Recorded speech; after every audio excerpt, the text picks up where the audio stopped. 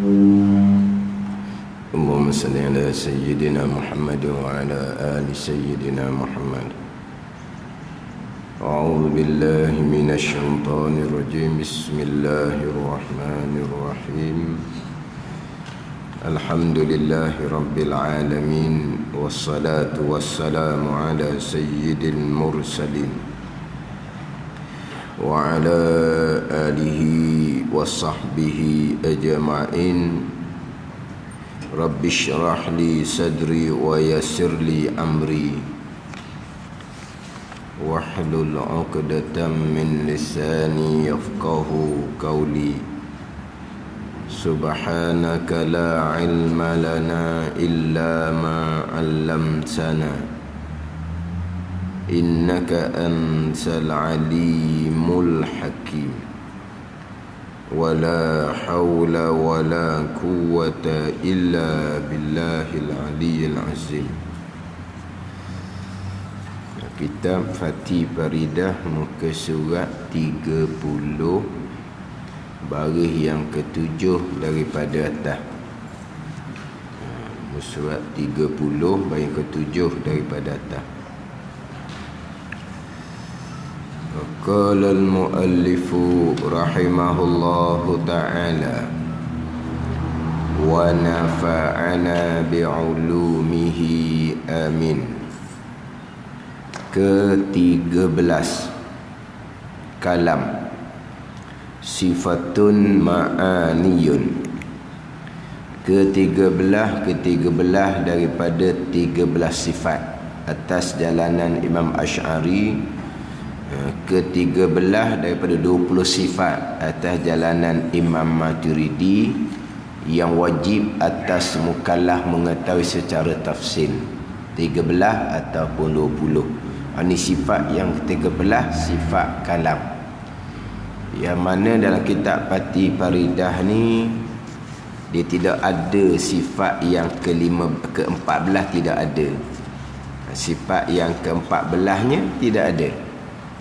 Sebab kitab Fatih Faridah ni dirumuskan daripada kitab Faridatul Fara'id. Kitab Faridatul Fara'id menjalani jalan Imam Asy'ari 13 sifat yang wajib atas mukallaf mengetahui dan berpegang secara tafsil, secara satu-satu. Tetapi didatangkan juga pembicaraan kaunuhu yang 7 tu, maknawiyah yang 7 dibicarakan juga, tapi dia tak ada nombor yang ke-14, tidak ada. Habis bicara sifat kalam, sifat yang ke-13, terus pergi kepada pembahagian sifat.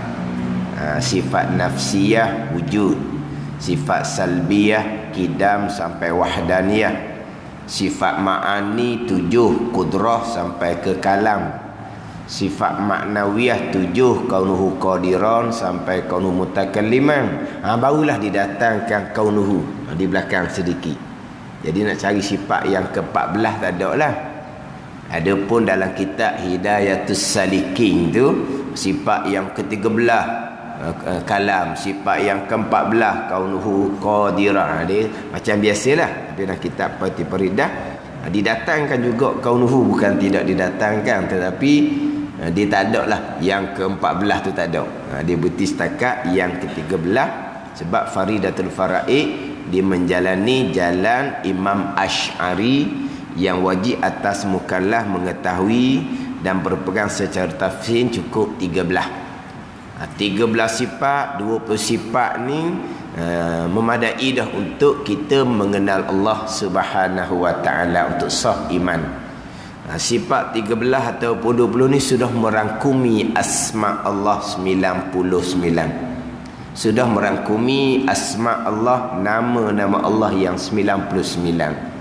Tapi selepas daripada kita mengaji sifat 13 ataupun sifat 20, kita nak mengaji pula asma Allah 99. Comel sangat-sangat lah. Comel sangat-sangat kita nak mengaji pula untuk memahami pula asma Allah 99 tu. Tetapi dengan kaedah peringkat permulaan, kaedah yang paling sesuainya, kaedah sifat 13 ataupun sifat 20. Kita sebut sifat 20 lah. bab masyhur kita dengan sifat 20. Jadi kaedah sifat 20 lah kaedah yang sesuai untuk masyarakat umum kitanya. Kan ada ni. Kaedah ni 1000 tahun lebih dah diguna pakai. Tapi tidak menafikan kalau kita nak mendalami lagi dengan membicarakan asma Allah, mendalami lagi bagi orang khusus-khusus melalui Al-Quran dan hadis Nabi sallallahu alaihi wasallam. Tu secara mendalami lagi. Tapi kita cerita untuk peringkat permulaan, cukuplah dengan kaedah sifat 20. Kalau dengan mengaji kaedah sifat 20 nampak macam tak kenal Tuhan juga ni. Ngaji kaedah sifat dulu macam tak kenal juga Tuhan ni, bab akidah dah lepas juga. Itu bukan kaedah sifat. Itu kemungkinan cara penyampaian. Itu kemungkinan orang yang nak menerima tu. Penyampaian okey dah. Yang nak menerima pula lemah sedikit contohnya. Bukan kaedah. Jangan pula kita kata tu orang tu ngaji sifat 20 tu duduk buat perkara-perkara, contohnya perkara-perkara hak salah, hak khurafat ke, ngaji sifat 20 tu. Tu kita jangan sandar pada sifat 20. Tu sama ada dia belajar tak kena dengan kaedah, dia ngafal saja, kadang-kadang tak ngaji mana pun kaedah sifat 20, hanya hafal sahaja, tak memada. Sebab kita 20 sifat ni wajib atas kita mengetahui satu-satu sifat secara tafsil. Bukan hanya ngapal wujud, kidam, bakar. Kemungkinan ni ngapal saja. Kemungkinan dia ngaji molek dah, tapi pemahaman dia. Kemungkinan pemahaman dia comel dah, tapi pegangan dia tak ambil. Ni atas individu, bukan atas kaedah. Yang kita jadikan ada segelintir orang yang belajar sifat 20 tapi begini ada kena gitu. Ada ni. Kaedah sifat 20 ni kalau lah tidak sesuai, lama dah pupuh kaedah sifat 20 ni. Seluruh pelosok dunia menggunakan kaedah sifat 20. Tapi bila kita kemas dah kaedah sifat 20, kita nak ngaji hak asma Allah Subhanahu wa taala, mengajilah. Sebab itulah hak kaedah pondok kaedah sifat 20. Alhamdulillah kaedah sifat 20 ni lah kita betul-betul memahami bab akidah. Kalau kita nak bawa kaedah asma, tak apalah bawa kaedah asma, nama-nama Allah Subhanahu wa taala. Kemudian kita selidiklah pulaknya orang yang mengikuti kita tu dapat tak memahami akidah untuk mengesahkan mengenal Allah dan Rasul dengan hak asma tu. Kita selidiklah pulaknya. Jangan kita berceramah sendiri gitu. Tapi kalau kaedah sifat 20 sudah terbukti. Sebab itulah kekal kaedah sifat 20 walaupun sudah 1000 tahun lebih. Jangan petikan kaedah. Kalau tak siapa maksud mengenal Allah, tu penyampaian, bukan kaedah. Ada ni, bukan kaedah sifat 20. Sudah terbukti dengan kaedah sifat 20 ni lah kita dapat mengenal Allah Subhanahu wa taala. Mengaji kita tauhid umpama pati paridah ni lah kita dapat memastikan kita ni sah ke enam rukun iman. Lepas tu hak mengaji kaedah lain tu kita selit dalam pulaknya orang yang mengikuti kuliah tu kaedah kita yang kita bawa tu macam mana pemahaman mereka. Macam mana pemahaman mereka. Sebab saya terkadang bawa kaedah sifat 20 di tempat yang kurang mengajar kaedah sifat 20 dengan kaedah-kaedah mereka lah. Tapi nampak nyatanya bila bicara kaedah sifat 20 baru faham bab akidah. Ada ni baru faham bab akidah. Lepas tu jangan duk petika hak kaedah sifat 20 hanya kerana ada segelintir kemungkinan dikatakan juga belajar kaedah sifat 20 tetapi tidak memahami akidah. Tu salah penyampaian ataupun penerimaan orang tu sendiri. Itu bukan berkait dengan kaedah sifat 20. Kita ni kalau bicara bab asma Allah, kadang-kadang kalau tanyalah hak duk sama-sama tu. Asma sama-sama apa? Allah, Ar-Rahman, Ar-Rahim. Ni hak sama-sama ni. Kalau tanya betul benar, faham tak Ar-Rahman apa makna? Ar-Rahim apa makna? Pemurah, penyayang. Pemurah tu maksudnya apa? Penyayang tu maksudnya apa? Pemurah, penyayang tu terjemahan. Apa maksud pemurah? Pemurah kepada siapa? Penyayang. Penyayang apa maksud dia? Sebab kita pun ada juga orang yang pemurah. Ada juga kitanya. Ibu yang penyayang. Macam mana beza dia? Kan orang tu bagus, dia pemurah. Ibu penyayang. Kok salah sangat pengajiannya. Jangan sebut ibu penyayang. Mensyirikkan Allah, mensyirikkan ibu dengan Allah yang penyayang. Oi. Penyayang ibu pasal lain. Penyayang Allah, Allah memasukkan orang mukmin ke dalam syurga Allah. Penyayang Allah. Dan ibu boleh tak nak memasukkan anak yang disayangi ke dalam syurga Allah? Tak boleh. Tu penyayang lain waktu. Ada dia. Pemurah Allah kepada sekalian, termasuk kepada orang kafir pun Allah Taala pemurah. Termasuk orang kafir pun Allah Taala pemurah. Kemurahan Allah luas, kemurahan Allah umum. Tu nak bicara asma tu bukan hanya ngapa. Tu baru cerita asma hak sama-sama dah. Kita baca bismillahirrahmanirrahim. Tapi Ar-Rahman, Ar-Rahim setakat pemurah, penyayang. Gitu je. Tapi tidak dinafikan. Untuk memantapkan lagi, kita belajar pula asma Allah Subhanahu wa ta'ala, tak dinafikan. Tapi kaedah yang terbaik untuk peringkat permulaan, untuk kita orang awam, orang kebanyakan ni, untuk memastikan kita mengenal Allah, dan untuk memastikan kita sah iman kita, kaedah sifat 20. Ni kaedah yang terbaik. Kaedah sifat 20. Tapi jalanan Imam Asy'ari sifat 13. Jadi kalam ni sifat yang 13 daripada 20 sifat, ataupun daripada 13 sifat yang wajib atas mukallaf mengetahui dan berpegang secara tafsil.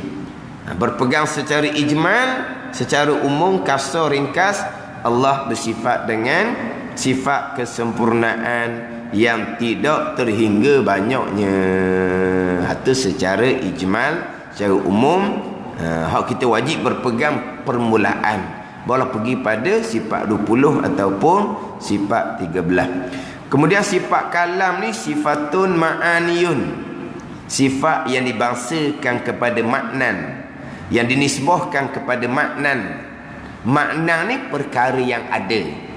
Makna kudrah sampai kalam sifat yang ada di zat Allah Subhanahu wa ta'ala. Di hari akhirah, apabila Allah Ta'ala buka hijab, buka dinding antara kita dengan Allah di dalam syurga, selain daripada dapat melihat zat Allah, dapat juga melihat sifat ma'ani Allah Subhanahu wa ta'ala, daripada kudrah sampai ke kalam. Nanti dia akan bicaralah apa dia makna sifatun ma'aniyun, sifatun salbiyatun nafsiyatun, sifatun salbiyatun, sifatun ma'aniyun, dan sifatun ma'nawiyatun. Dia akan bicara selepas daripada habis bicara sifat kalam. Tapi itu semua secara fardu kifayah.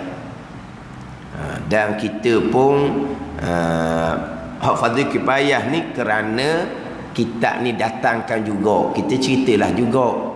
Tapi kalau kitab rekah-rekah, masa kita nak ajar bab akidah pada masyarakat umum, kita tak cerita hak nafsiyah, salbiyah, ma'ani, makna tak akan cerita kalau peringkat permulaan. Tapi oleh kerana dah kitab ni cerita, kita ceritalah kodoh-kodoh. Tapi fardu kifayah. Pada ni jangan pula faham kata orang tu dah ajar nafsiyah, salbiyah, payah orang. Ya awal pada itu fardu kifayah.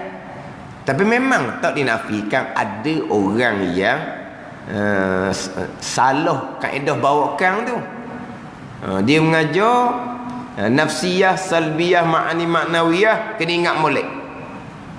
Minggu depan saya akan tanya dulu seorang-seorang. Tak boleh nak jawab nafsiyah, salbiyah, ma'ani, makna, saya takkan alih. Ada alih. Tukar tajuk. Tamu sambung kita tak boleh nak tahu nafsiyah, salbiyah, ma'ani, maknawiyah. Dah kepada siapa tu? Pada orang kampung dak kena buat gitu. Kalau kepada budak sekolah lain cerita. Sebab budak-budak mana dia sepatutnya boleh ngapal lagi, boleh ingat lagi. Bila tanya tak boleh tu dia malas lah tu, tambah halih tajuk pun tak pelik lah. Sebab kita nak fokus ni apa kat budak-budak. Kalau pekat orang tua mengaji setakat untuk sah iman, setakat untuk mengenal Allah, bapalah duk tekan nafsiyah salbiyah ma'ani makna. Itu bukan kaedah orang yang menyampai tu. Dia tekan perkara yang hafazul Quran pada orang umum tu, kaedah dia lah tak berapa nak betul. Ada ni. Makna pembahagian sifat apa semua tu fardhu kifayah. Termasuk minggu lepas kita bicara panjang bab ta'alluq. Ambil daripada ta'alluq samak dan basar. 3 ta'alluq. Tanjizi tanjizi qadim, tanjizi hadis, suluhi qadim. Itu untuk kita lebih memahami. Sebenarnya nama ta'alluq tu kita tak pandai nak sebut. Tapi kalau tanya di pegangan kita, memang ada dah. Contoh kita pergi pada sifat basar. Allah yang bersifat dengan basar, melihat tak zat Allah? Allah kan bersifat dengan sifat basar. Allah melihat tak zat Allah? Mesti Allah melihat. Allah melihat zat Allah tu bila? Sedia kala. Memang kita pegang gitu. Allah melihat juga zat Allah. Allah melihat langit bumi je. Zat Allah tidak melihat. Ada orang faham gitu? Memang kita pegang Allah melihat zat Allah. Bila Allah melihat zat Allah? Sedia kala kan? Nama dia tanjizi qadim, tapi nama mungkin kita tak biasa dengar. Tapi bila kita tahu nama-nama, kau kemah? Tu je lah. Allah melihat tak zat kita? Memang Allah melihat. Dah zat kita tu ada baru. Patut Allah melihat lepas kita ada tu lah. Melihat yang baru. Tanjizi hadis. Kita faham Allah melihat dah kita sebelum kita dilahirkan. Dah Allah belum melihat kita sebelum kita dilahirkan. Allah mengetahui. Itu ilmu. Kita cerita sama basar ni. Bila Allah melihat zat kita? Selepas kita diadakan oleh Allah Subhanahu wa ta'ala. Dia panggil melihat yang baharu. Tanjizi hadis. Allah melihatnya baru. Bilakah Allah boleh melihat zat kita? Boleh tu sedia kala lah. Suluhi qadim. Tu je lah. Allah melihat kita. Contohlah kita kata kita ni ada tahun 2000 dah kena dah kita ni. Tahun berapa kita ni? 1960. Dah 1960 dah. Umum kita ni lah. Kita ada 1960. Allah melihat kita selepas kita ada. Sebelum tu Allah tidak melihat sebab kita tak ada lagi. Tapi bilakah Allah boleh melihat?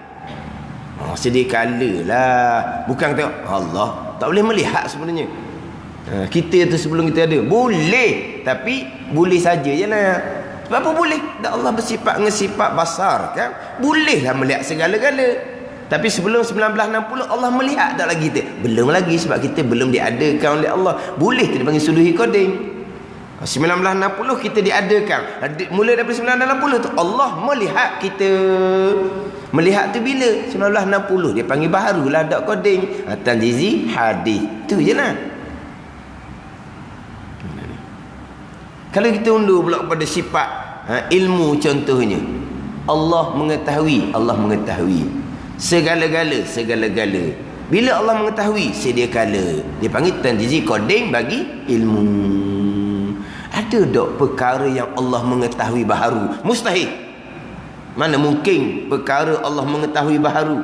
Maknanya sebelum tu Allah jahil. Tak ada. Allah mengetahui baharu tidak ada. Mana tidak ada tanjizi hadis bagi ilmu. Yang ada hanya tanjizi qadim. Ada tak satu perkara yang Allah boleh mengetahui tapi Allah belum mengetahui? Mustahil juga. Maka ilmu tak ada suluhi qadim. Itu je. Kemudian kita balik pada iradah. Itu bab rukun iman yang ke-6.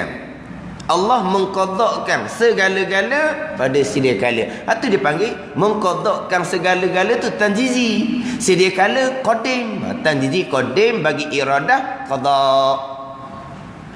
Ada dak Allah menentu yang baru? Tak ada, mustahil. Mustahil.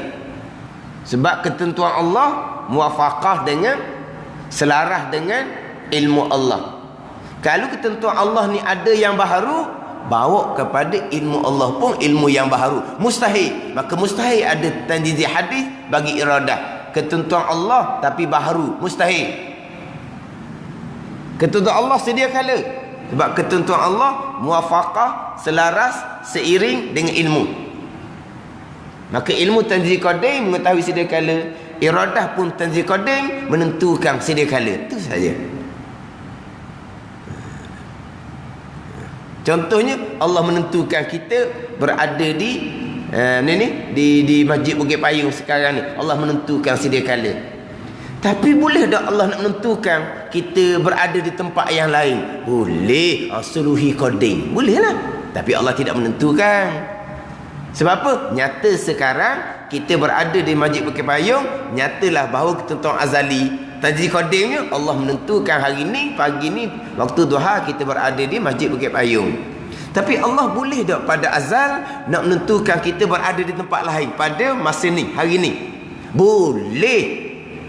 Boleh tu apa? Suluhi qadim. Boleh je. Tapi Allah tidak menentukan. Sebab nyatanya Allah menentukan kita berada di sini. Jadi iradah ada, tanjizi qadim dan suluhi qadim. Itu je. Itu ketentuan qada. Kemudian Allah pun buat qadar, kudrah, ta'alluq kudrah, qadar. Allah pun melakukan ni, yang berlaku ni semua adalah perbuatan Allah yang bersifat dengan kudrah. Allah melakukan gerak diam kita. Segala-gala ni adalah perbuatan Allah Subhanahu wa taala. Itu ta'alluq tanjizi bagi kudrah. Kudrah melakukan, buat segala-gala perkara ni. Semua yang berlaku ni ada perbuatan Allah yang bersifat dengan kudrah. Bila Tuhan buat? Barulah sekarang. Tanjizi hadis bagi kudrah, qadar, rukun iman yang ke-6. Tapi bilakah Allah boleh melakukan segala-gala ni? Allah boleh melakukan segala-gala sedia kala. Suluhi qadim bagi kudrah. Tu je. Yelah betul dari segi pembahagian ta'alluq tu fardu kifayah. Tapi kalau kita boleh faham ta'alluq lagi kemah. Walaupun kita tak faham ta'alluq dari segi pegangan, tahu gitu dah pegangan kitanya. Tak ada ni. Memang kita berpegang Allah mengetahui segala-gala pada sedia kala. Allah bersifat dengan iradah menentukan segala-gala pada sedia kala. Sampai masa Allah melakukan. Sampai masa ni sekarang contohnya Allah melakukan. Jadi Allah melakukan sekarang baru. Tanjizi hadis bagi kudrah. Itu je. Dia kita kira kitab Pati Paridah ni bukan hak permulaan sangat dah lah. Ni kira hak pertengahan dah. Hak permulaan sungguh-sungguhnya faham satu-satu sifat gitu je. Tak lagi faham panjang-panjang lah. Tapi hak asas-asas tu semua dah. Faham tak ni? Kita Pati Paridah ni taklah kata Allah kaedah sifat 20 menyusahkan dah. Tambahan pula kalau hak payah-payah cerita lalu dah. Tu daripada min ghawamidil ilmil kalam dia panggil. Min ghawamidi ilmil kalam. Hak rumi, hak dalam-dalam daripada ilmu kalam, hak fardu kifayah. Tapi kita faham kau kemah pegangan pemahaman kita. Mana ni? Hak bicara bab ta'alluq kita hak minggu lepas. Minggu lepas kita bicara ta'alluq samak dan basar sampai minggu lepasnya hanya satu kitab saja kita baca. Apa nak pergi faham bab ta'alluq tu lah. Lepas tu kepayah pun tak apalah. Kira rasa macam mana? Susah sungguhlah kaedah sifat 20. Gitu. Ni dah lah ulang. Kalau agak lambat nak boleh turut tu dia kena carilah benda ni. Panggil apa? Tu hak budak-budak tu lah. Koko minda ke apa tu? Suka pula dah. Koko minda ke budak-budak buat apa? Budak-budak ni cegah lagi dianya. Koko minda ni kau tua-tua. Koko minda ni. Hak nak mari dengar tu makanlah koko minda. Hak budak-budak, koko minda awak apa budak-budak? Di koko minda, wak elang budak-budak. Wak elang orang tua, ayah haji, mak haji. Makan koko minda, ngaji kitab, mudah faham. Wak elang hak orang tua lah. Tapi dia sebut dah tu fardu kifayah, tak boleh lagi pun tak apa. Tapi sebenarnya sini kemah dah. Sini kemah dah. Allah mengetahui pada azal, Allah menentu pada azal, tu bagi gizi coding belaka tu. Kemudian hak pembagian sifat nafsiyah, salbiyah, ma'ani ma'niyah tu pun sama juga tu fardu kifayah. Erti kalam, erti kalau kita biasa kau ertinya ada ke mana? Jadi kalam, erti bagi kalam tu lah. Apa erti kalam? Terjemahan dia. Berkata-kata atau perkata Allah. Ni jadi satu perkara pula Allah perkata. Lama duduk main daripada kudrah lagi dah.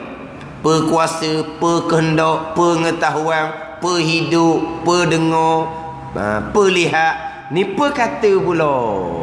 Ni bahasa dia, bahasa kita. Sebab nak beza antara satu sifat, satu ta'alluq bagi sifat. Ada ni. Sifat kalam. Ta'alluq bagi sifat kalam. Jadi sifat kalam ni letak dengan terjemahan sifat perkata. Ta'alluqnya berkata-kata. Dengan bahawa Allah menjadikan suara di hawa, di udara. Itu berkata-kata. Bukan sifat ta'alluq. Tetapi terjemahan orang dulu-dulu berkata-kata. Tak apalah. Cuma pada bakurahnya tukar sifat tu kepada di hadapan. Perkuasa, perkehendak. Tapi pada bakurah ni orang Melayu Fotoni hidup di Mekah. Patu pula ini bahasa hak lama dah ni. Sebab pada bakurah meninggal, kalau tak salah lah ni, tahun 60-an. Meninggal tahun 60-an. Atau kalau tak silap, dia sama tahun dengan meninggalnya almarhum Syekh Abdul Qadir Al-Mandili. Kalau silap tahun 60-an. Maknanya pada masa tu kalau bahasa Melayu Malaysia pun tak sama dah dengan bahasa Melayu Malaysia sekarang. Sama tu lah, itu pula bahasa Melayu orang Fotoni yang hidup di Mekah. Cuma pada bakor nak beza. Satu sifat, satu ta'alluq fungsi bagi sifat. Tapi terjemahan orang dulu-dulunya setakat kudrah berkuasa, iradah berkehendak, ilmu mengetahui. Allah yang bersifat dengan berkehendak, berkehendak akan segala-gala perkara yang harus. Allah yang bersifat dengan mengetahui, mengetahui akan segala sekalian perkara wajib, mustahil dan harus. Jadi sifat pun berkehendak, ta'alluq pun berkehendak akan sekian perkara harus. Jadi sama terjemahan. Sifat mengetahui, ta'alluqnya mengetahui akan sekalian perkara. Kalau kudrah kau sifat apa? Sifat berkuasa. Ta'alluqnya berkuasa mengadakan sekian perkara yang harus. Jadi sama antara sifat dengan ta'alluq. Jadi pada pun tukarlah sifat pada di hadapan. Tapi kita orang Malaysia tak boleh nak teruk mana dengan ni. Sebab saya banyak kelas dah tanya nak kita faham beza. Kita faham beza antara sifat dengan ta'alluq. Ni kita pergi pada kita. Saya besok misalnya sifat kalam kita. Sifat kalam. Kalau tutup gurunya biasa sifat kalam ni Allah Ta'ala letak di anak lidah, dia kata. Mana sifat kalam ni Tuhan letak di mana? Di daging lidah. Orang yang tak ada sifat kalam tu macam mana daging lidah mereka? Orang bisu macam mana di lidah mereka?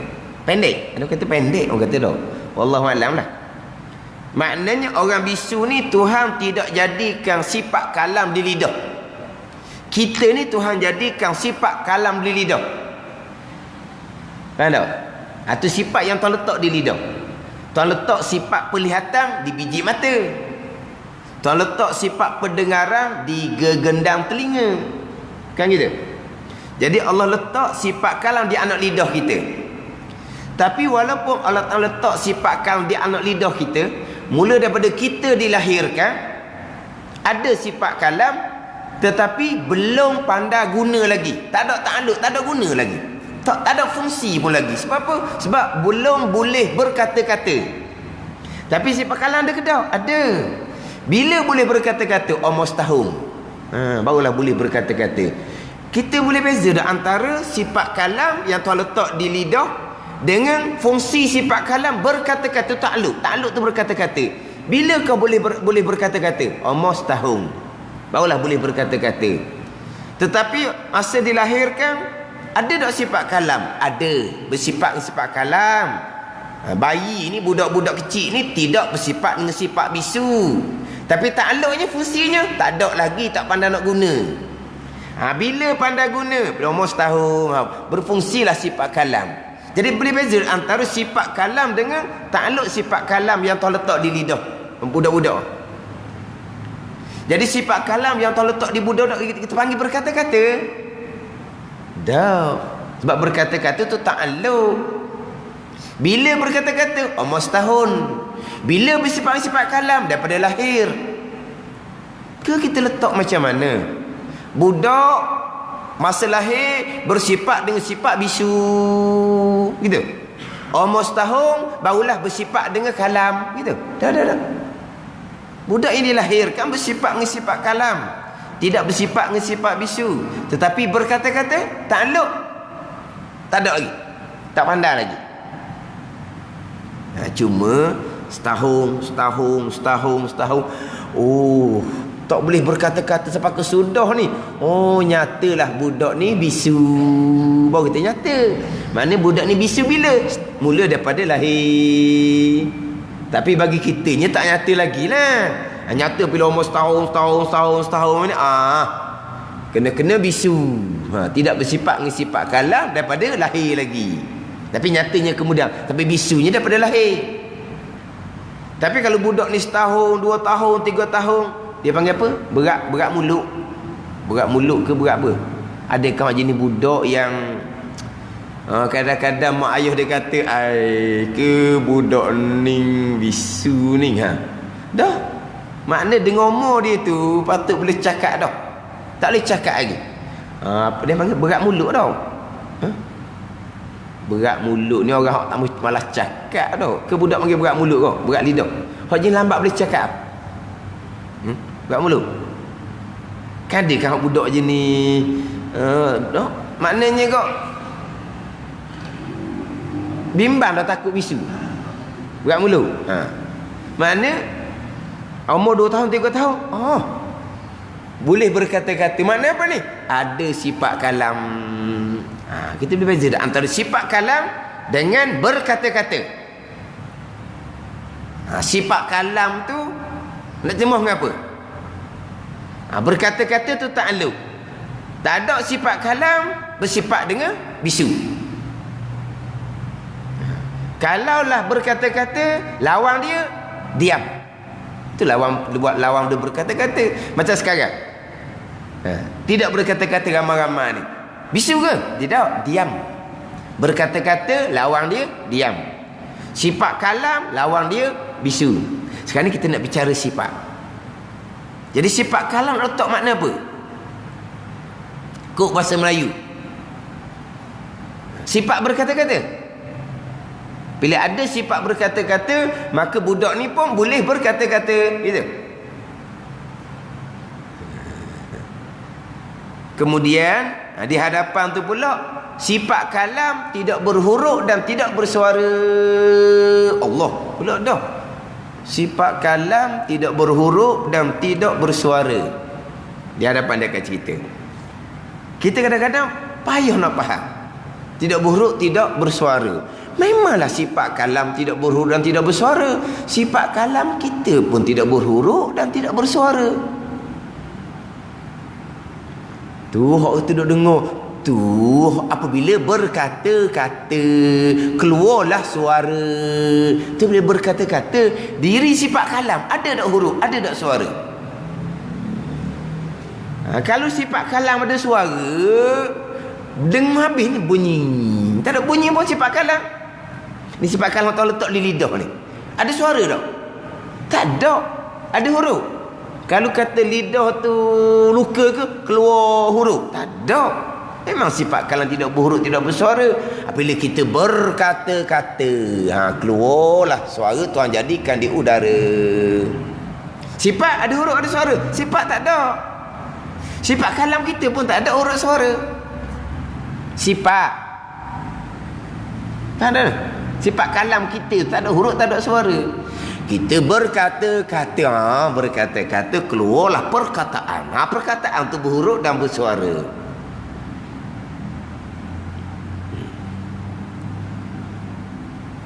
Jadi antara dua ni, satunya sifat, satunya ta'alluq bagi sifat. Maka orang dahulu, kitab-kitab Jawi lama, sifat kalam, sifat berkata-kata. Itu terjemah gitu. Jadi pada pun tukarlah. Bukan berkata-kata, tapi sifat perkata. Itu bahasa Melayu pada bahasa Melayu kita nak letak gua ni. Perkuasa, perkehendak sifat. Pendengar, pengetahuan, perhidup, pendengar, pelihat, sifat. Dia tak apa. Dah kita? Mana kalau kita tak ada bahasa kita, kena pakai apa tu lah. Tapi kita faham dah apa beza antara berkata-kata dengan perkata. Dia cuma beginilah. Kalau dahulu-dahulu bahasa Melayu lama, al-hawasul khamsah, panca indera yang 5. Panca indera yang 5 dalam kitab panca indera pelihat, pendengar, perasa, persentuh. Ni ada 5 panca indera. Ni panca indera yang Tuhan letak kita ni. Panca indera pelihat. Ni orang panggil deria. Kalau dahulu deria ni dipanggil panca indera yang 5. Tahu tak panca indera? Surat khabar tu ada sisipan kecil tu ditulis panca indera. Apa makna panca indera? Bukan gitu. Bukan surat khabar utusan Malaysia tau. Dia ada sisipan kecil, tajuk atasnya panca indera. Apa makna panca indera? Kita dahulu panca indera ni panca indera yang 5. Mana 5? Pelihat, pendengar, pecium, perasa, persentuh. Kita sekarang tak. Deria lihat, deria dengar, deria bau, deria rasa, deria sentuh. Kita tak ada apa. Tapi kalau kita lama, memang dia bupa kalau deria. Deria tu panggil sifat. Sifat pelihat yang Tuhan letak di mata, sifat pendengar yang Tuhan letak di telinga, sifat pecium yang Tuhan letak di hidung, sifat perasa, pekecap yang Tuhan letak di lidah, sifat persentuh Tuhan letak di satu anggota tubuh kita yang darahnya mengalir. Yang ada roh tu lah yang darah mengalir. Jadi apabila ada sifat pelihat, kita pun melihat akan benda-benda yang ada. Melihat tu takluk fungsi kepada deria pelihat. Daripada deria pendengar, Allah letak di telinga, maka boleh mendengar akan suara-suara. Mendengar akan suara tu takluk. Bila ada sifat pecium yang Tuhan letak di hidung, kita boleh mencium akan bau-bauan, wangi ke, busuk ke. Jadi sifat pecium. Kemudian boleh mencium akan bau-bauan. Itu dipanggil sifat dengan ta'alluq. Tuhan letak sifat perasa, perkecap di lidah. Boleh rasa manis, masing, ada. Ada ni. Jadi dengan sifat yang Tuhan letak di lidah, sifat perkecap tu, kita dapat merasai manis, masing. Merasai manis, masing. Itu dipanggil ta'alluq. Sifat yang Tuhan letak tu, deria tu dia datangkan dengan pe. Ni pada yang berpe ni. Persentuh pula ni hak kata Tuhan letak sifat persentuh di tubuh kita yang ada darah mengalir tu lah. Dengan sifat persentuh tu kita boleh tahu kasar ke, licin ke, panas ke, sejuk ke. Adapun kalau dengan rambut tu tak ada deria persentuh. Kita ambil rambut, kita pun letak. Nak tahu tepat tu kasar ke licin, takkan dapat. Sebab tidak ada deria persentuh di rambut. Ada ni. Bila tuan tarik deria persentuh tu, dia kena nyakit angin. Maka sebelah tu tak ada deria persentuh. Dia tak rasa apa dah. Licin ke, kasar ke, panas ke, sejuk ke, tak rasa dah. Sebab apa? Sebab mati dah sebelah dia tu. Tuhan pun tarik dah deria sentuh. Deria tu dia panggil dia panggil dia persentuh tu. Bila sentuh dapat tahulah apa-apa perkara tu tak lalu. Jadi nak ceritanya kalau dahulu kita lama, deria yang ada di kita 5 deria tu dia letak dengan perlihat, pendengar, pecium, pekecak, lepas tu persentuh. Apa tu dia pergi pada sifat. Kemudian dia ada fungsi takluk sifat. Daripada pun hak sifat makni berapa di hadapan. Gitu je lah. Kalau tak biasa juga ada ustaz. Allah, kita pergi ngaji 2 minggu turut-turut dah. Tak boleh sutih habuk. Apa benda pula payah tu? Orang ngajar main duk pening kita. Main duk tu pening kamu. Cuma yalah kalau kitab Faridatul Faraid dia tak ada ni, dia hanya berkata-kata saja. Dia tak datangkan perkata gini. Jadi kita pun takkan hurah, tak ada apa. Cuma apabila kitab tu datangkan apa, kita hurah. Bila kitab datangkan apa, kita kena ceritalah. Berkata-kata atau perkata. Kenapa pula dua ni? Berkata-kata itu terjemahan orang lama. Perkata itu terjemahan hak bermula daripada pada Baqarah. Mana suara dia tak ada?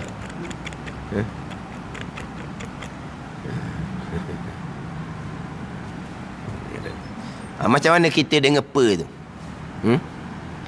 Kita nak habis dah ni sifat ma'ani ni. Kalam ni sifat ma'ani yang terakhir.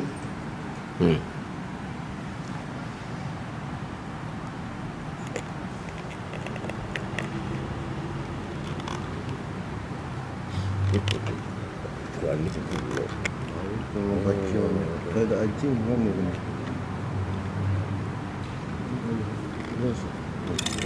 Kalau tu tak masuk cegah Jalur sirap dulu.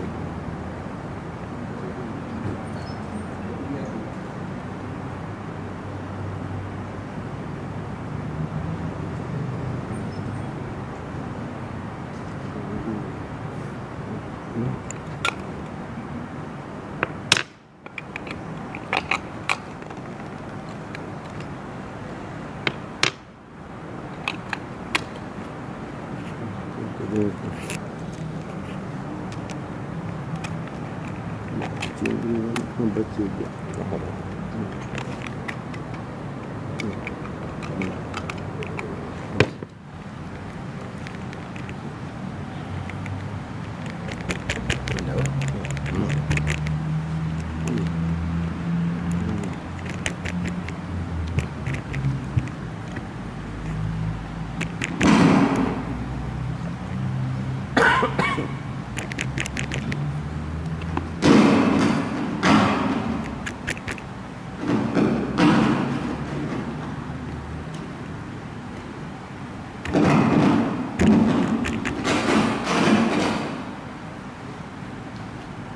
Jadi tak ada lagi.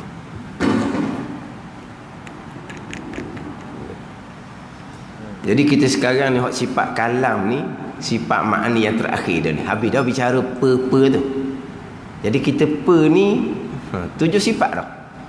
Qudrah, iradah, ilmu, hayah, sama, basar, kalam. 7 sifat. Ngelah dah ni dengan kalam pe tu. Ke pening lagi? Kemudian kalau kita lah barang fungsi dia Macam contoh apa barang? Penyapu. Bila ada penyapu, fungsinya menyapu. Gitu je lah. Tapi itu barang. Apa lagi? Kalau kitab dia kata penyelok dia kata. Bila ada penyelok, fungsinya menyelok. Dia ada pe. Sama juga. Seseorang tu dia seseorang tu, kemudian tugas dia. Macam kata seseorang tu pengurus. Fungsinya mengurus, tugasnya mengurus. Pengarah, tugasnya mengarah. Pelakon, tugasnya berlakon. Pada ni. Penyanyi, tugasnya menyanyi. Kan beza tu kan pe tu. Pada ni. Tapi tu pergi pada barang. Pada ni. Macam contoh kita duk cabut bateri tadi. Di bateri tu Tuhan letak kekuatan. Pada ni. Mana kekuatan yang ada di bateri tu panggil apa? Kuasa tu lah. Adanya daripada duduk Kedah lagi dah. Keluar kilang tu ada dah. Kuat. Kuasa tu di bateri. Tapi fungsinya belum lagi lah. Kita pasang barulah berfungsi. Tapi sebelum kita pasang, belum ada fungsi tugas dia tu, ada tak lagi di bateri tu? Kuat, kekuatan orang letak. Ada. Tapi belum berfungsi. Tapi itu tak panggil pe lah itunya tau. Tapi beza ni, di bateri ada dia punya kuah dia. Tenaga dia. Tuhan jadikan. Berfungsinya belum. Duk Kedah lagi. Duk dalam plastik laginya. Balik kita pun pasang, barulah berfungsi. Itu takluk dia panggil. Jadi sekarang nak beza antara sifat kemudian takluk sifat. Sifat semuanya qadim. Takluk ada tanzih qadim, ada tanzih hadis. Contoh, kudrah sifat yang qadim. Tapi fungsi kudrah qadar. Mengada meniada tu baru. Tapi sifat kudrah qadim. Ta'alluq kudrah qadar, tanjizi hadis bagi kudrah baharu. Beza antara sifat dan ta'alluq sifat. Kita ialah terkadang kita jadi tukar antara sifat dengan ta'alluq. Tapi pegangan beres. Kita berpegang kudrah sampai ke kalam sifat Allah. Kemudian kita berpegang Allah mengadakan sekian perkara, menentukan sekian perkara, mengetahui apa semua, mendengar dan melihat akan sekian perkara yang ada. Itu bukan sifat, itu ta'alluq. Tapi kita tak reti nak beza. Tapi kita berpegang Allah bersifat. Dan kita berpegang sifat Allah ni ada dia punya ta'alluq dia. Mana takluk? Mengadakan, menentukan akan sekian perkara yang harus, mengetahui akan sekian perkara, mendengar akan sekian perkara yang ada, melihat akan sekian perkara yang ada. Itu semua dipanggil takluk bagi sifat. Dan sifat kita berpegang, takluk sifat pun kita berpegang. Tapi kita masih lagi nak beza antara sifat dengan takluk. Tak ada apa waktu. Cuma sininya pada Al-Baqarah dia nak beza antara sifat dengan ta'alluq sifat. Sifat bubuh pe di hadapan. Kenapa? Kerana tadilah panca indera, kalau kita lama dia bubuh pe. Kalau kita ni tak ada lah deria lihat, deria dengar, deria bau, deria rasa, deria sentuh. Itu kalau kita bahasa sekarang panca indera yang 5 tu, al-hawasul khamsah tu. Jadi sini datangkan dua terjemahan, berkata-kata atau perkata Allah Subhanahu wa ta'ala, iaitu sifat kalam, sifat perkata tu, sifat yang sedia, sifatun qadimatun, sifat yang sedia kala. Sifat Allah sifat yang qadim belaka. Sifat yang qadim belaka. Qaimatun yang ada pada zat Allah. Ni. Tapi sini dia buat sekaligus ni, sifat yang sedia adanya pada zat Allah. Dia sifatun qadimatun, sifat yang sedia kala, sifat kalam. Qaimatun yang berdiri, yang ada di zat Allah Subhanahu wa ta'ala. Yang mana sifat ni yang bukan daripada jenis huruf dan bukan daripada jenis suara. Bukan ada huruf, ada suara. Macam sebut tadilah, sifat kalam kita pun tak ada huruf, tak ada suara. Dan bukan perkataan lafzi. Bukan perkataan lafzi ni hak duduk bunyi tu lah, bukan. Macam kita juga, hak bunyi suara ikut speaker ni, itu bukan sifat kalam. Itu perkataan yang keluar apabila berkata-kata. Berkata-kata tu tak ada. Bila berkata-kata, keluar perkataan. Perkataan ni bunyi ikut speaker. Itu dia panggil kalam lafzi. Adakah bunyi di speaker tu sifat kalam? Tak, sifat kalam duduk lidah saya, bukan duduk di speaker. Tak, pandai ni. Sekarang ni dengar tak perkataan tu, dia panggil perkataan lafzi. Hak duk pa bunyi tu lah. Itu dia panggil kalam lafzi. Hak duk bunyi di speaker ni. Itu dia panggil kalam lafzi. Kalam lafzi di speaker tu bukan sifat kalam tu. Sifat kalam duk di lidah. Kau mana? Sifat kalam duk di lidah. Hak bunyi pa tu bukan tu sifat kalam. Waktu dia panggil kalam lafzi. Apabila bersifat dengan sifat kalam, kemudian berkata-kata ta'alluq, maka keluarlah kalam lafzi perkataan. Hak bunyi tu pa tu. Orang duduk ambil, orang duduk takak ni, takak tu lah, takak suara. Bukan kita takak sifat kalam di lidah orang. Bisu kawan tu main duduk ambil sifat kalam di lidah dia. Habis sifat kalam tau. Hak kita duduk takak suara tu kan dulu kan, rakaman tu panggil takak suara kan. Kau panggil takak suara. Takak suara tu dia panggil kalam lafzi. Hak bunyi di udara tu kalam lafzi. Orang dah ambil tu lah. Dah ambil sifat kalam lafzi tu. Bukan dia ambil kalam di lidah orang cakap, bukan. Jadi sifat kalam bukan perkataan lafzi. Kalau kita perkataan lafzi di mana? Hak dia bunyi di udara tu, hak di speaker tu dia panggil perkataan lafzi, kalam lafzi. Bukan. Itu bukan sifat kalam. Kita panggil sifat kalam tu. Bukan. Itu bukan sifat kalam. Itu kalam lafzi. Dan tidak terdahulu terkemudian. Dan tidak terdahulu terkemudian. Ia terdahulu kemudian ni hak perkataan tu lah. Cakap tu di permulaan cakap, ni akhir percakapan. Sifat kalam ada tak dahulu kemudian? Ada tak? Kita misal kita ni. Sifat kalam kita ada tak terdahulu terkemudian? Ada? Tak ada. Satu je sifat kalam kita. Tapi perkataan yang keluar, ada hak perkataan hak awal, ada perkataan hak akhir. Daripada tadi duduk dengar tu kan. Daripada pukul 9 perkataan ni dahulu kemudian.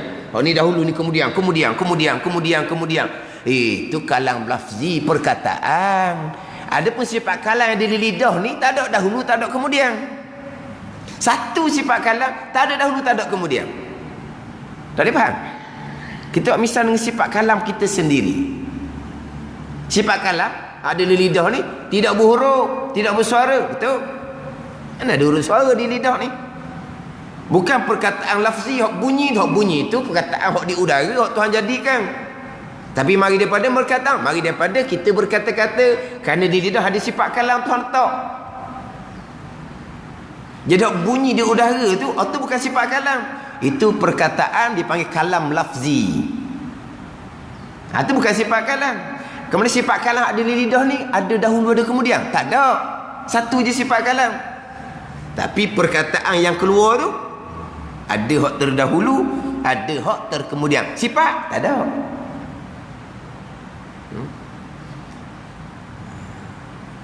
Dan tidak lain-lain lagi daripada sifat yang baru. Hak Tuhan tak ada lah. Ini kita cerita misal hak kita.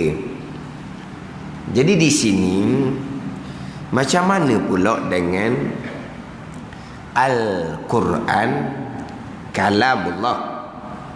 Al-Quran kalamullah. Nak kira kat mana pula tu? Al-Quran kalamullah. Al-Quran ni dia ada huruf ke tak Al-Quran? Al-Quran ada huruf ke tak? Al-Quran ada huruf ke tidak? Tak kerti nak jawab tu kok. Pening dah tu. Pening hok pe saat ni berapa kali. Nak tanya, Al-Quran ada huruf ke tak? ada huruf. Al-Quran ada tak terdahulu terkemudian? Ada tak? Ada tak terdahulu terkemudian? Ada lah. Hak dahulunya Al-Fatihah, hak kemudiannya Al-Baqarah. Faham ni? Kan surah. Kemudian ayat ni kan ada ayat hak dahulu, ada ayat hak kemudian, ada surah hak dahulu, ada surah hak kemudian. Di Al-Quran ni ada sifat-sifat yang baru belaka. Mana apa? Ada titik benda baru, ada baris benda yang baru. Duduk di kertas benda yang baru.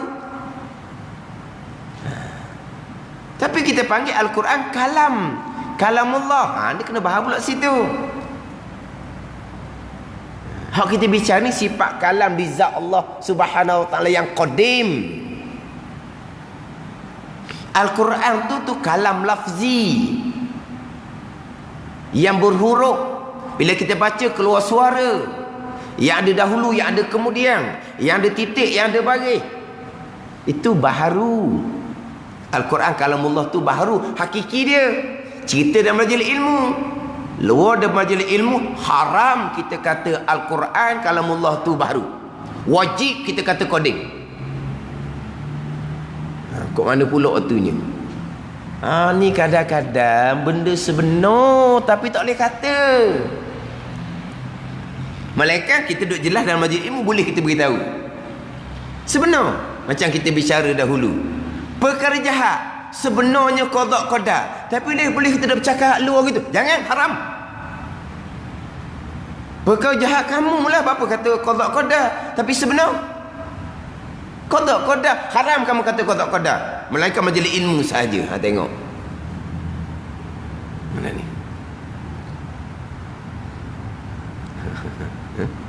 Sekarang ni Al-Quran tu kalam lafzi yang berhuruf tu, yang ada baris, yang ada titik, itu semua yang ada terdahulu, ada terkemudian, ayat depan, ayat tengah, ayat belakang, surah depan, surah, dia susung tu. Itu bukan sifat kalam hak qadim, bukan tu baharu. Tapi walaupun baharu pun haram kita kata Al-Quran tu baharu, wajib kita kata Al-Quran tu qadim.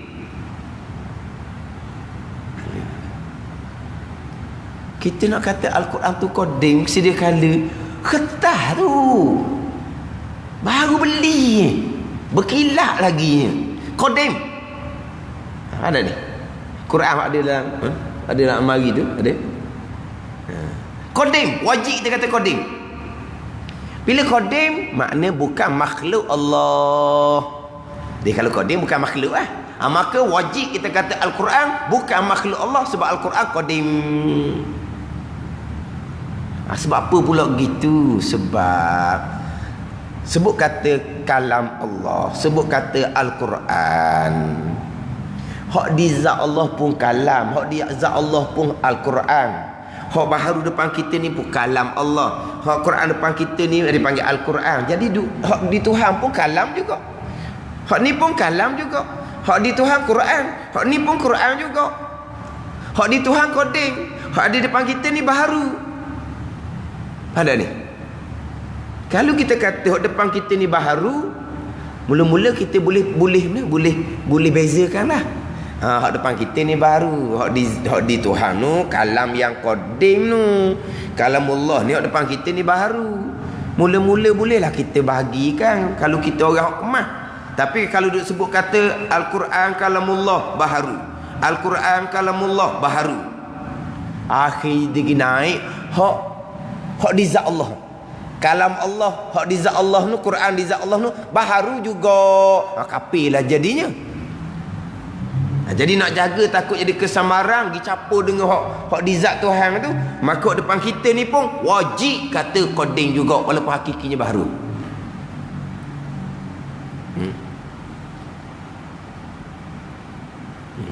Hak ni fitnah pada masa ni, pada masa Imam Ahmad bin Hanbal.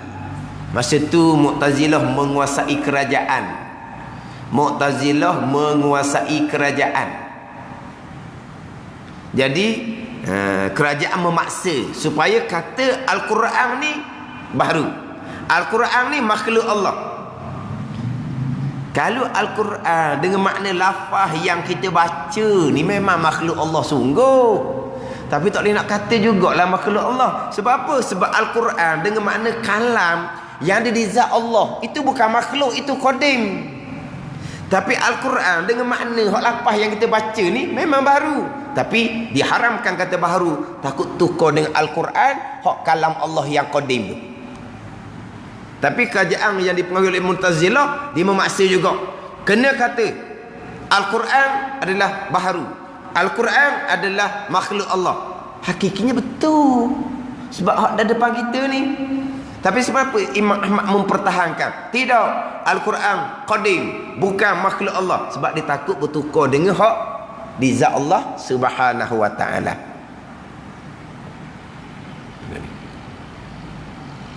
Jadi hak kalamullah, hak di zat Allah pun kalamullah.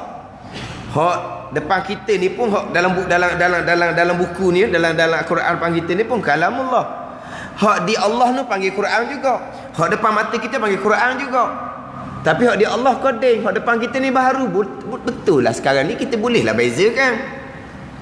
Tapi kalau duduk sebut Al-Quran depan kita ni, kalamullah depan kita ni baharu, akhir naik kepada hak di zat Allah pun baharu. Tapi lah jadinya. Kalau sifat kalam Allah tu baharu, mana Allah asalnya bisu. Sifat kalam Allah jadi baharu, atau kafir gitu. Maka dipertahankan Quran wajib kena kata qadim. Ada Quran ada depan kita ni, wajib kata qadim dan bukan makhluk Allah Subhanahu wa ta'ala. Jadi masyhurnya fitnah ni kena pada Imam Ahmad bin Hanbal. Itu masyhur. Di penjara, dipukul, berdarah. Tapi tetap mempertahankan Al-Quran qadim, bukan makhluk. Hak qadim bukan makhluk nu, hak di zat Allah nu. Hak Mu'tazilah suruh kata baharu dan makhluk ni, hak ada depan kita yang memang makhluk, memang baharu. Tapi kenapa Imam Ahmad pertahan? Takut orang ni bertukar dengan hak di zat Allah. Ini ulama. Benda betul. Takut kesamaran kepada orang yang kurang faham. Pada ni. Takut kesamaran. Walau benda betul tu, dia mempertahankan, tak kata juga walaupun kena penjara, walaupun kena pukul, walaupun berdarah. Sebab tu dalam bab akidah, kita mengeluarkan satu-satu kenyataan. Walaupun kalau kita selidik perkataan tu maksud dia tak salah, tapi perkataan tu mengelirukan orang awam. Haram awal-awal lagi dah. Walaupun orang yang mengeluarkan perkataan yang mengelirukan tu, dia boleh memperjelaskan. Maksud saya, hak saya kata ni begini, maksud sayanya. Tapi perkataan tu sesuai dah untuk kita letak pada orang awam. Orang dengar, ni jadi Tuhan jadi kekurangan bagi Tuhan seumpama tu. Tapi maksudnya boleh diperjelaskan. Tapi keliru dah orang awam. Keliru, haram awal-awal lagi, walaupun betul sekalipun. Ini Imam Ahmad nak mempertahankan, tak ambuh kata Al-Quran tu baharu, makhluk, walaupun sebenar sekalipun, tak ambuh kata. Kenapa? Takut kesamaran orang lain pula. Walhal pada masa Imam Ahmad bin Hanbal, tu masa tabi'in, akidah umat Islam kuat lagi. Tak ada ni. Takkan dia nak beza antara Al-Quran hak qadim di zat Allah, Al-Quran hak baharu hak kita duk baca ni, takkan ada beza di awal Islam. Tapi Imam Ahmad tu di awal Islam pun kemungkinan ada orang baharu masuk Islam. Walaupun masa tu masuk agama tengah kuat pun. Sama tu lah pula umat Islam yang kemudian lagilah bahaya. Keluar daripada mulut orang lebih ni pula, Imam Ahmad ni pula orang yang terkemuka, orang duk berkati dengar. Imam Ahmad kata macam mana? Al-Quran baharu, Al-Quran adalah makhluk Allah. Orang pakai duduk tu Imam Ahmad orang janji nama lah duduk. Al-Quran kalamullah baharu. Mana ni hak depan hak kita duduk baca. Tapi hak di zat Allah pun kalamullah juga. Hak di zat Allah pun Quran juga. Tak apalah hak tu hak lain. Hak ni hak lain. Mula-mula boleh lah, boleh apa? Boleh cekah panggil, boleh asingkan. Lama-lama takut ke Semarang walaupun betul sekalipun. Kalau kita kata dok ke Semarang mana tu? Jangan kata. Bagi orang-orang yang tak kemah mungkin di ke Semarang, maka Imam Ahmad tak kata bahkan diharamkan sesiapa kata Al-Quran yang kita baca ni baharu ataupun makhluk Allah Subhanahu wa taala. Walaupun kalau kita fikir tak ke Semarang mana, sama tu lah kalau kita orang agama berkaitan dengan sifat Allah, berkaitan dengan akidah, mengeluarkan perkataan yang ke Semarang lalu dah, dengar tu keliru dah, kecoh dah masyarakat, dengar tu keliru kecoh dah. Diperjelaskan begini kehendak dia. Tapi orang dengar mula-mula tu kecoh dah, kenapa tu? Ke Semarang lah tu, haram lalu dah je. Walaupun boleh diperjelaskan kemudian sekalipun. Dia terkadang ialah terlancar, terkeluar perkataan-perkataan mengelirukan, waktu kena perbetulkan balik. Tapi kadang-kadang dipertahankan pula oleh orang-orang lain pula. Nak bertahan juga. Carilah begitu, begini nak bertahan. Tu jadi kecoh tu. Jangan duk cakap gitu walaupun awak maksud betul, tapi cakapan awak tu mengeluarkan orang ramai, awak kena tarik balik. Kena buat gitu lalu dah. Padahal kena buat gitu lalu dah. Cuma kadang-kadang kita ni tak berapa nak adil mana. Tak berapa nak adil mana. Kalau alik kita, contohlah alik kita ke, anak beranak kita ke, kita hak salah dah pun kita nak jadi macam tu. Kalau hak orang lain, anak orang lain, hak memang tak join kita, hak tu kita pun kau ke mana pun salah lalu dah. Dapat agak penjelasan, ada salah. Lalu dah sebab apa? Dia orang lain. Anak orang lain dengan kita pula duk berkelahi sama. Tak ada dah. Tapi kalau kita, kalau keluarga kita salah, pusing kau tu. Anak beranak kita salah dah. Tak, begitu begini. Jangan, tak adil gitu. Salah kita mengaku. Betul, kita aku betul walaupun daripada siapa sekalipun. Gitu je, kena adil. Mana kalau keluar kenyataan-kenyataan yang mengelirukan orang dalam bab akidah, orang berkenaan kena tegur lalu, jangan cakap gitu. Maksud saya sebenar, maksud awak betul. Tapi kenyataan awak tu mengelirukan orang awam. Masa Imam Ahmad ni tak ambil jadi keliru kepada orang ramai, Imam Ahmad sanggup dipenjarakan, sanggup dihukum. Walhal Imam Ahmad ni duduk di kurung awal Islam. Kalau kira tak ada apa pun, tak ada apa kepada orang hak kemah dah, pada orang hak baru-baru masuk Islam.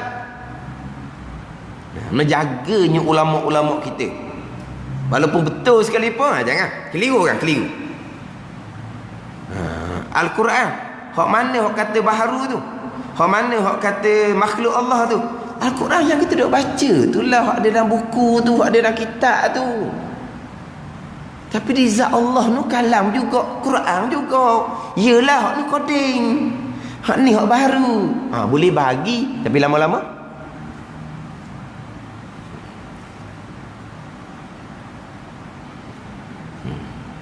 bukan Imam Ahmad je pada masa tu, bahkan ada yang mati dalam penjara.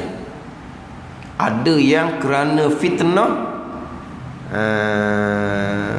kata Al-Quran ni baharu, Al-Quran ni makhluk, siapa kena penjara 20 tahun. Isa bin Dinar 20 tahun di penjara. Tapi tetap kata Al-Quran qadim. Al-Quran bukan makhluk. Al-Quran mana tu? Tu ada depan kita tu.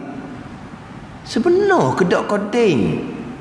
Koding apa ketah? Ada huruf, ada titik, ada baris. Koding kat mana? Koding.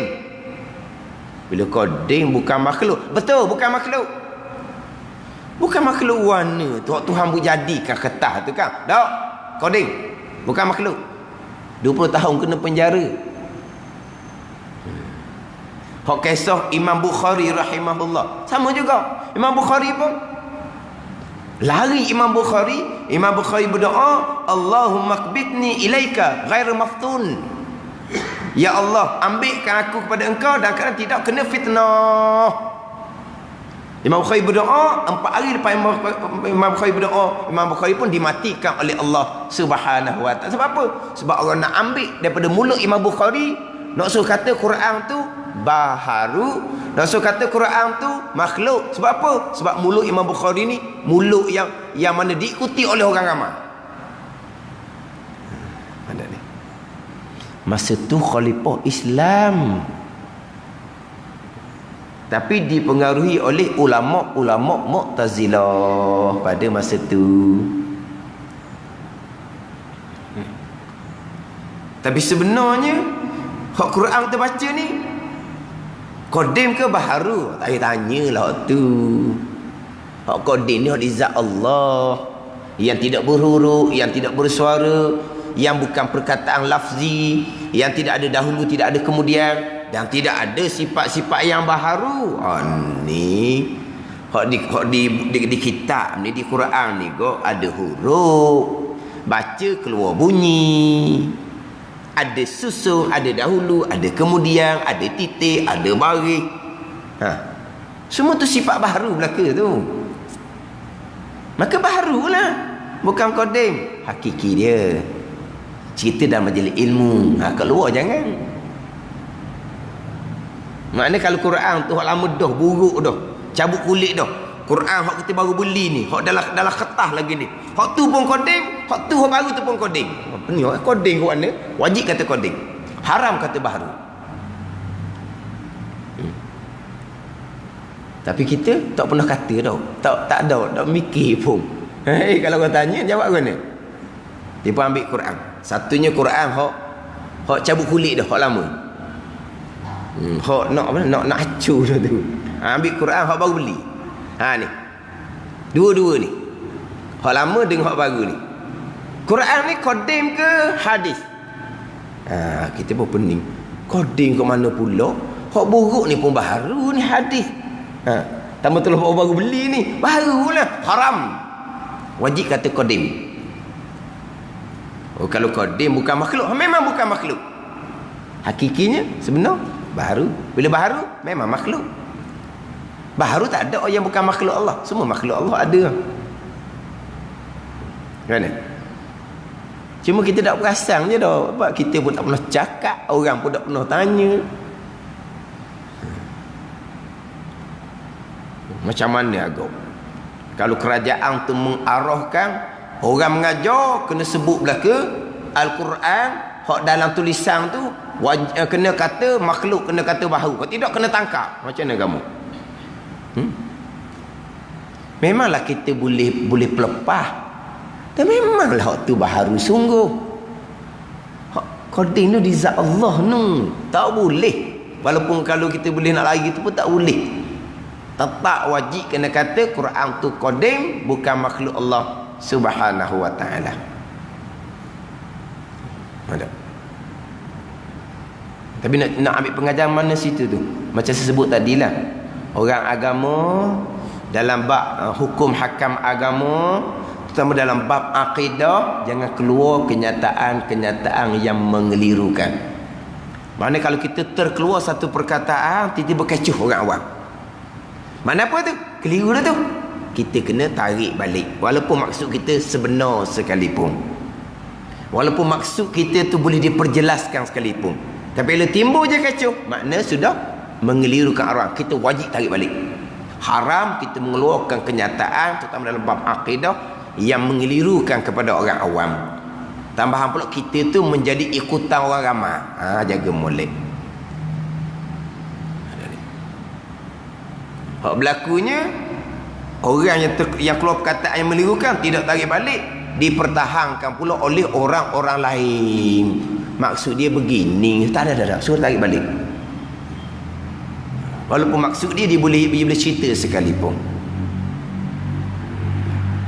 Hak ni kalau setakat kata Al-Quran, hak kita duk baca tu baharu, makhluk. Tak sembarang mana lagi hak qadim, hak dia Allah. Takut kesemarang kemudian. Tak boleh kau kata. Takut kesemarang kemudian pun tak boleh kata dah. Hak ni keluar je kenyataan, gempok lalu dah. Kesemarang lalu dah orang awam. Nak tahan Quran lagi. Tarik balik.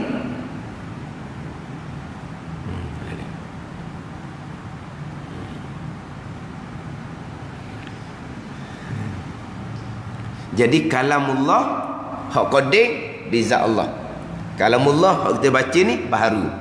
Al-Quran Al-Quran dengan makna kalam Allah hak qadim ada di zat Allah tu qadim. Al-Quran hak dalam buku hak dalam kitab kita dah baca ni ni baharu. Hakiki dia gitulah. Tapi wajib kena kata qadim termasuk kalamullah Al-Quran hak kita duk baca tu. Tapi jelas nyata baharu sebab berhuruf. Ada dahulu, ada kemudian. Sifat kalam tidak. Faham tak tu? Kita berkata-kata, keluar perkataan. Perkataan tu kalam lafzi. Perkataan tu boleh diheja. Tapi sifat kalam ada di lidah kita? Tidak berhuruf, tidak bersuara. Bukan perkataan bunyi, bukan lidah kita tak bunyi apa-apa. Hak sifat kalam. Hak di lidah kita ni tak ada dahulu, tak ada kemudian. Itu sifat kalam. Ada tu? Hak keluar bunyi tu adalah perkataan dahulu, perkataan kemudian. Itu bukan sifat kalam.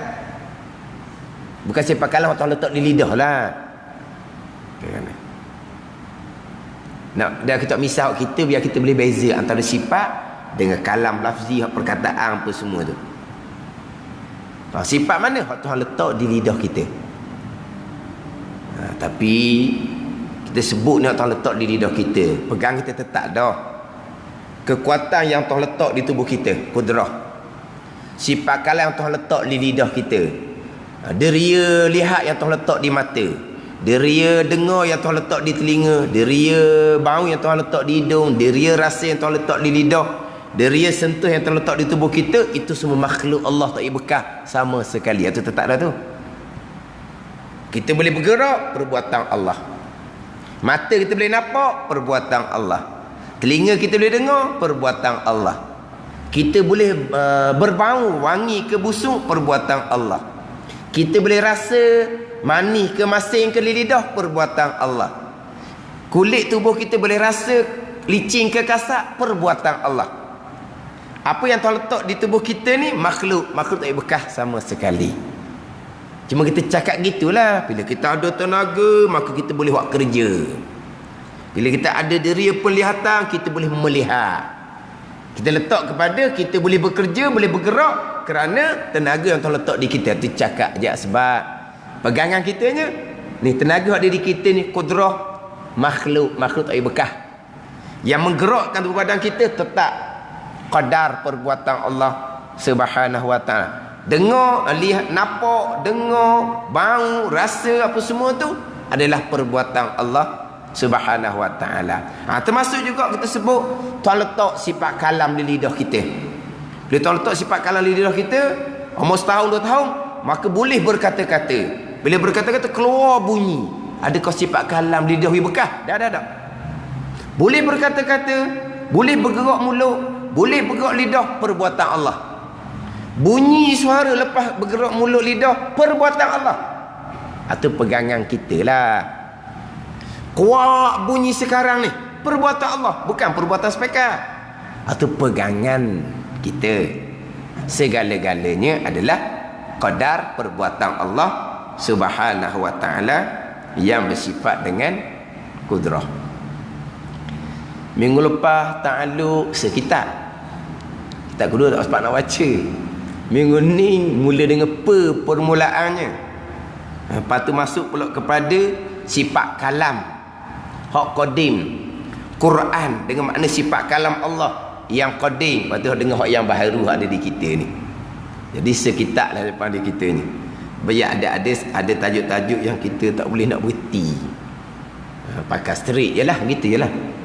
Tapi nak ceritanya, terkadang perkara sebenar tetapi tak boleh nak kata. Contoh tadi perkara yang jahat sebenar, qada bukan hak kita. Haram, jangan kata. Kata hak kita. Oh, begitu pula. Yelah, contoh-contoh benda sebenar tapi tak boleh nak sebut. Mana kalau kita benda sebenar kita sebut, mudaratlah kawan kita. Contoh-contoh. Maknanya kawan kita orang kerja. Tak kira bukan kawan pun, orang kerja dia pun sembunyi. Yang kerja tu nak menzalimi dia. Ada kayu tangan. Nak pukul lah. Dia pun sembunyi. Kita nampak dia sembunyi. Lepas tu orang hok kerja dia pegang kayu tu, dia pun nampak kita, dia pun kita tanya kita. Kamu nampak tak sianu-sianu? Sebenarnya kita nampak. Kita nampak dia sembunyi di mana. Tu sebenar. Boleh tak kita nak berkata sebenar? Tak boleh. Haram kita kata sebenar. Wajib kita dusta. Tengok tu. Kalau kita kata sebenar, nanya kawan tu kena pukul. Ada ni. Tapi kalau kita kata tak nampak, ataupun kita kata dia lari, padahal dia duduk situ je, dia lari tu, lari. Harus panggil apa tu? Kazib dia panggil. Kazib lah, dusta. Dia nak panggil sidik benar ni kena muafakah apa yang kita kata dengan apa yang berlaku. Dia panggil sidik benar. Apa yang kita kata tidak muafakah, tidak selaras dengan apa yang berlaku, itu kazib, dusta. Jadi sekarang ni kita nampak dan kita tahu di mana dia sembunyi. Hak sidiknya cerita sebagaimana sebenar. Cerita kata dak tahu, dak bertepatan dak tu. Hak kita bercakap dengan hak sebenar dak bertepatan. Nama dia kazib, dusta. Ya betul lah, dusta. Tapi ketika tu wajib kita dusta, haram kita cerita hak sebenar. Tengok. Sebab apa? Mudarat dia kalau kita cerita hak sebenar. Ke mana? Ke kita Allah lah. Nak beritahu tak nampak, kita yang sudah sembunyi di situ contohnya. Dia tanya nak buat macam mana ni. Itulah sebenar kita tahu. Tapi tak boleh cakap benda sebenar tu. Mudarat. Wajib kita dusta. Kalau kita nak tauriah pun boleh. Tauriah, pandai tauriah.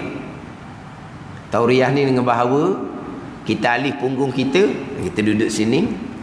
Dia pun sembunyi, kita nampak. Waktu mari, kita pun alih punggung. Dia kata, kamu nampak tak sianu-sianu? Tak, kayu di tangan dia ni. Semenjak saya duduk sini, tak nampak lagi. Ni, masa duduk sini ni. Masa duduk sini tadi nampak. Masa duduk sini tak nampak. Dia panggil apa? Tauriah. Apa tauriah? Dia cakap tu, orang faham kot lain, dia kendak kot lain. Orang faham ni, memang tak nampak sungguh-sungguh lah. Tak. Semenjak saya duduk sini, masa duduk sini tadi nampak. Dia panggil tauriah. Ada ni. Ada duit tak nak pinjam? Allah. Tak ada tak ada. Tak ada sini. Ni ni banyak dalam poket ni. Dah apa suka pula ni. Tak ada sini. Betul tu. Tapi orang tu faham tak ada sungguh. Tak ada sini ni. Ni banyak dalam ni, dalam poket seluar ni. Panggil bertauriah. Ada duit ke tak Tak ada. Tak ada sungguh. Tak ada. Dia faham tak ada sungguh. Kita maksud dia tak ada untuk kamu, untuk saya banyak. Dia panggil tauriah. Ada ni. Pandai dekor juga. Ada ketika kita kena dekor juga. Yang duduk street sangat. Tapi maksud kita tak ada untuk kamu. Untuk saya banyak. Kan ni? Ada orang timbul gambar dak molek dak molek. Orang bertanya, kamu ke tu? Bukan saya tu. Bukan saya, bukan. Dah saya mana? Ning saya. Tu gambar bukan saya. Gitu maksud dia. Dia dekor kata dia. Dah tanya, kamu ke ni? Kamu apa? Kamu ni, saya ni, Pak Cokoh tu lah saya. Dalam tu bukan saya. Dan apa? Gambar lah dalam tu. Bukan dia. Dan dia yang mana? Dia Tok Cokoh tu dia. Ada ni. Tauriah orang panggil. Ada. Tapi kalau macam tadi tak ada tauriah pun tak apa. Memang kita wajib dusta. Wajib kita ni dusta untuk supaya tidak mudarat kawan tu. Nak ceritanya benda sebenar. Terkadang tak boleh kata. Nampak, tahu disembunyi sebenar. Tak boleh kata. Kalau kata haram dosa. Sama juga sekarang ni. perkara jahat memang sebenar qada dan qadar, tapi jangan kata, kena kata hak jahat tu diri kita sendiri. Kan? Memang sebenar Al-Quran yang kita duk baca ni memanglah baharu makhluk Allah. Dah Al-Quran mana hak koding? Al-Quran kalamullah nu, sifat kalam diri Tuhan nu koding. Tapi sama-sama Quran, sama-sama Quran. Hak baru pun nama Quran. Hak koding tu pun nama Quran.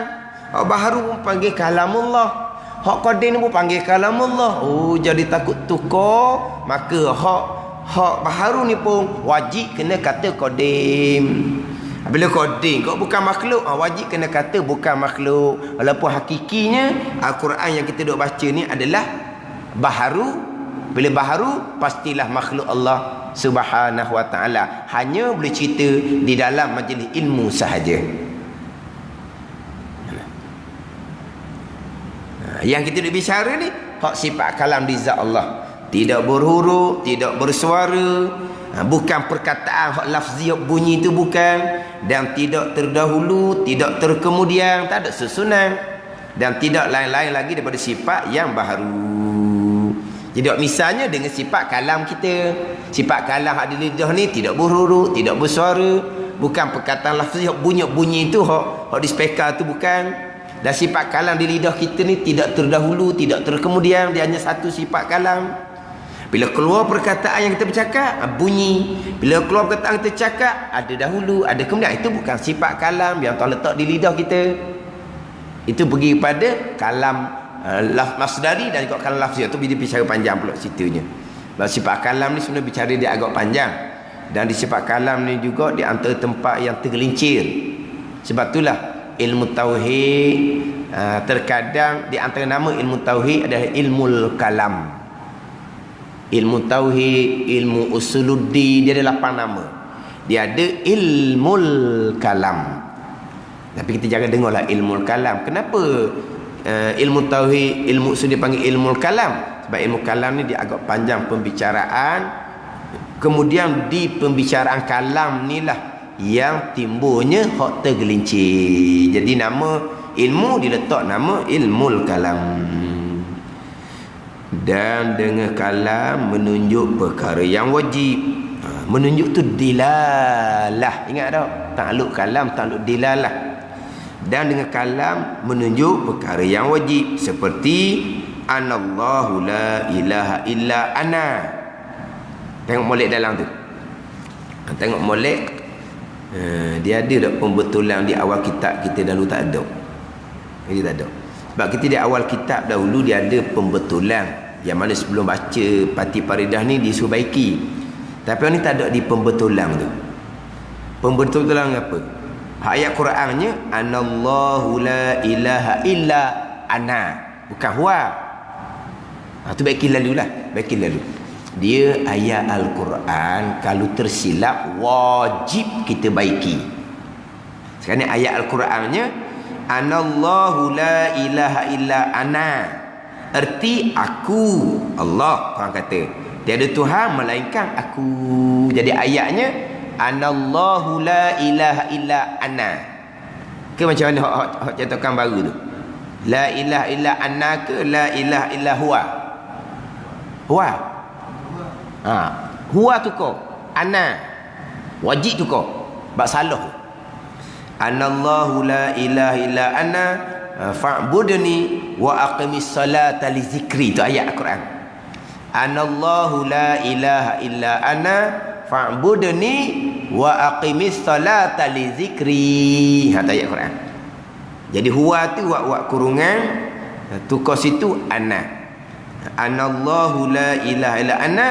Ini kalam yang menunjukkan atas perkara yang wajib. Bukan wajib lah. Allah Ta'ala jua Tuhan. Wajib lah tu. Tu Quran. Kalam yang menunjuk atas perkara yang wajib, perkara yang mustahil, dan perkara yang harus. Wallahu a'lam. Bismillahirrahmanirrahim. Alhamdulillahirabbil alamin. Wassalatu wassalamu ala sayyidil mursalin wa ala alihi wa sahbihi ajma'in. Allahumma aftah alaina futuhal arifin. Allahumma allimna ilma akdamin wa fahimna famasabikin warzuqna ruqat talibin. Allahumma zidna ilma wa alhiqna bis salihin. Wa sallallahu ala sayyidina Muhammad wa ala alihi wa sahbihi wa sallam. Walhamdulillahi rabbil alamin.